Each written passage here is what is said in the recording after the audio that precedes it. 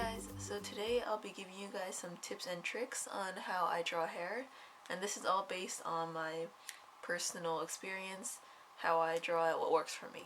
So as you can see, I have two heads here, and one is in 3/4 view and one is in frontal view with some basic features, facial features, just to make it more of a character rather than a plain face. So the first tip that I have is to find the hairline, and we'll be working on this one first. And the hairline, it all depends on the head shape or head length that you use. Mine tends to be kind of smaller, but they can run longer depending. Usually it should be, well, I say should, but everything varies, so it all depends on how you draw. For me, my hairline on this character would be right around here. And you can see I gave a pretty big gap for the forehead. I'd say the forehead takes about maybe a third of the face on my characters, but I do tend to put the eyes lower and I make them bigger compared to like my sister who draws it smaller and higher up. So it all depends on the character you're drawing. But the hairline will be right around here, and you just take it down. Disclaimer, my anatomy is not the best.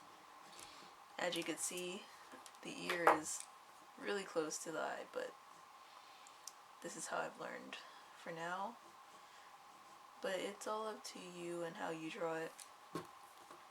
I take the hairline down to in front of the ear, and it can be however you want, because some people have widow's peaks, so it can go down to a widow's peak like that. Can you see that? No. It can be a widow's peak, or they can have like interesting zigzag patterns, or if they have a shaved head, you go all the way back there. And then we just erase that. We're just going to start off with the basics. So as you can see, I have the basic hairline drawn in. And if I were to take it away and just add the hair there, it might look a little weird. So what you want to do is, after finding the hairline, find the part. So if you want to be split down the middle, draw a line down the middle. If you want it split on the side, draw it there. If you want it really dramatic and really extreme, you can draw it over here. But this will determine where all the hair, like the majority of the hair, falls. So I personally put it right over here because I always make my characters have bangs on the other side just because that's what I have. So actually it's the other side. What you see? Yeah, it's over here. So that's what I usually do, and that would be on her right side. So there's a lot of different hairstyles, and I can go into a lot of detail on this. There's a lot of different types of bangs, a lot of different hair textures, etc. But this one is just basic tips and tricks. So we're just gonna give her basic bangs and then straight hair. It's basically my hair, but it's the easiest for me. So one thing to do, so I said start at the roots, and the roots is what gives you your parting, but you don't want to just make it flat, alright? Because if you make it flat, there's no volume in your hair, and I'm pretty sure for the majority of us, the hair is not as flat as we think it is. Even if it's super straight and super flat, it still has some volume to it. So what you can do is lift it however high you want it from the head shape and make a rough outline, or just like a boxy shape. I'm gonna make it like this, and then on the other side. And you want to lift up out of the roots. You don't want to just draw flat out, because from the roots you get the volume. And you can vary the roots, but I'll get into detail later. So lift up from the roots, and you just make an outline that goes around it. And the reason why you make an outline that goes around it on the outside of it, and you don't want to do basically lay it on top, is because the hair will, as I said before, have no volume. And not only that, if you don't draw the whole head and you end up drawing the hair too low and not realizing it, then it will kind of distort the head, making it seem too small. So like, say, just for a quick example, this is just a random head. Okay, say the hairline is right there. Alright? This is just a basic head. But I start drawing the hair underneath the head. And I'll just do it really quick.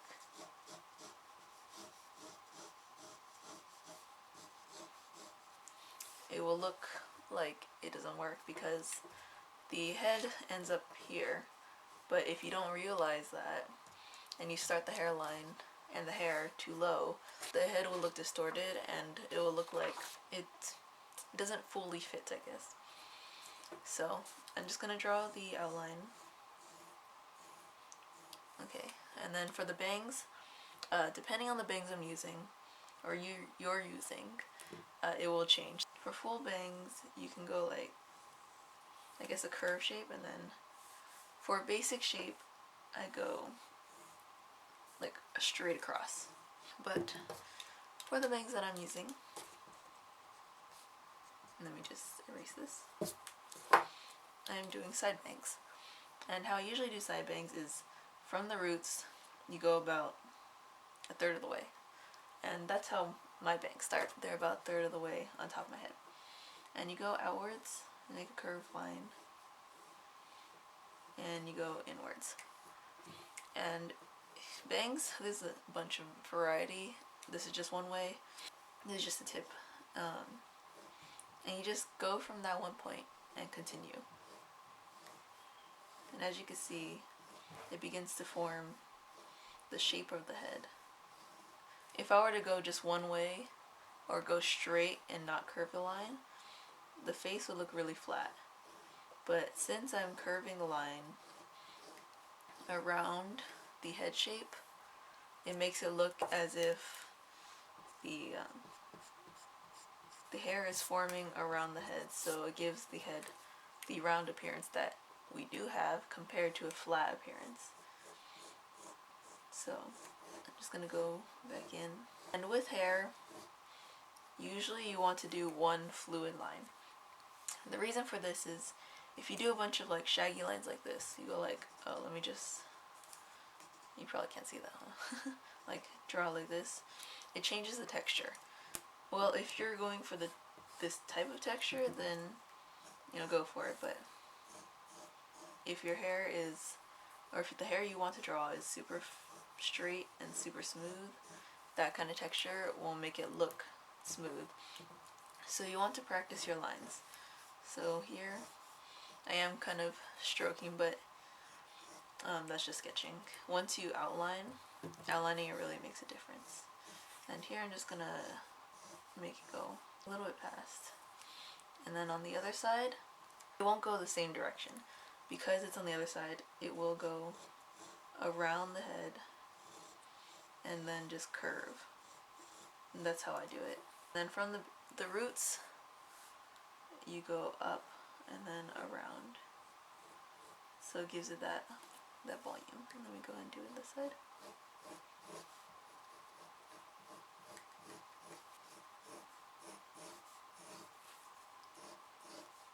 Okay. So there's that.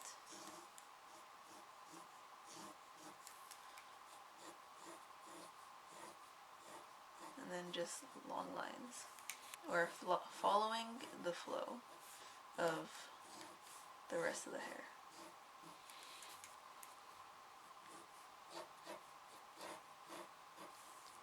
Right, so that's one of them then. Now for this one, this is the frontal view. Not much of it changes based on the facts that I did, or the tips that I provided. One other tip that you can use is to section it off into chunks. So I learned this from a book, but what you can do is, say I'm gonna do, let's see, like shaggy hair, not Scooby-Doo shaggy, but like shaggy messy hair, right? And you want to make her bangs like have several parts to it, and her hair have several parts to it. So what you can do is you start off, well, if you want to start off with the hairline, then go ahead. Then here, you would section off, say, here's a kind of a leaf shape, and then you can add another leaf shape. This is only for this hairstyle. You can use whatever you want. And then, say there's a lot of layers in her hair. So, layers means more chunks. So that kind of looks funny right now, right? Of course, I didn't get to the hairline yet, but her hair is going to be quite voluminous, considering that the more layers you have, the more volume you have in your hair, usually. So there will be one there, and there.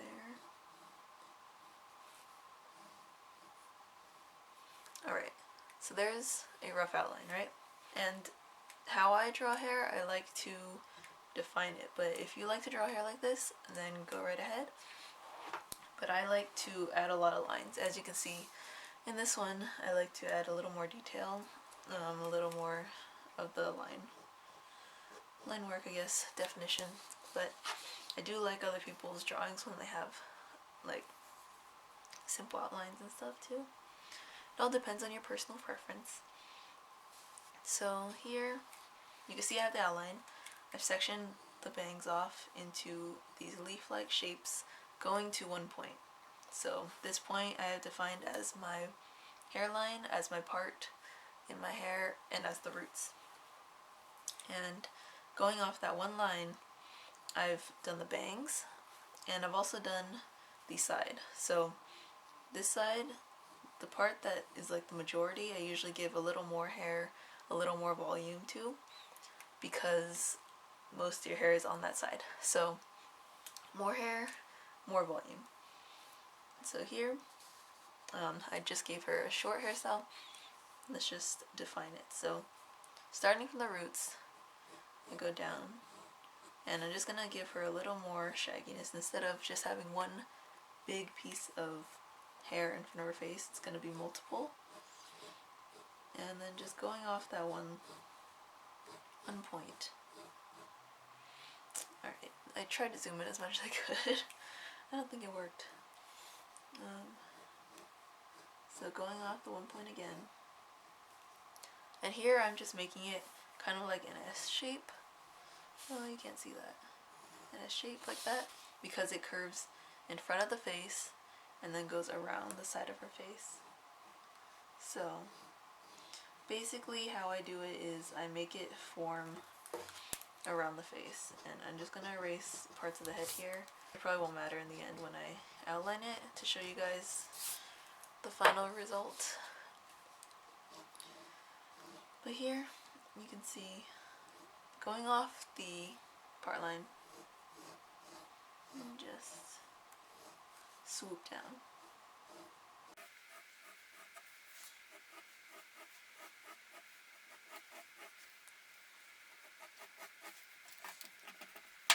Now these are only a couple of tricks, or at least the ones I started off using. As of right now, I kind of just wing it. But if you guys want me to try and think of some more tips and tricks for you guys, let me know, and I will try my best. So I'm just defining that one big chunk into a couple little ones, and it's easier to divide it when it's from one chunk to little ones because you have the basic shape. And if you could follow the basic shape from, like, say it originated here, and you follow the basic shape, it makes it match up. So if you were to not follow the shape and just kind of insert a section there and it didn't match up, then it would look a little out of place. So following the shape of the head, following from the part and where the other hair goes, helps make it look like it belongs there, compared to if you didn't, and say like you just inserted like something like that, then it wouldn't look like it belonged there unless it like stems off from a single one. So say you wanted to add something like that, I forget what they're called, like accents or something, and you just go from this hair and then you fling outwards so it stems off from it, not just a straight perpendicular piece, but more like a transitional, because you know when you have bed head you can't really control it, but it does come from some places of origin. If your hairline is not straight and it's a zigzag, then it will come from all over, but you will see it in the image. Like when you do have that kind of hairline, it will be prevalent inside the image. Alright, so then if I wanted to add any more detail, like say there's a strand that just fell out, there's that one, simple. Or this one, you wanted to add a little more of the accents, you just go ahead and flick outwards and then connect it, and then there you go. So I will go ahead and outline these, and then I'll be back with some closing words.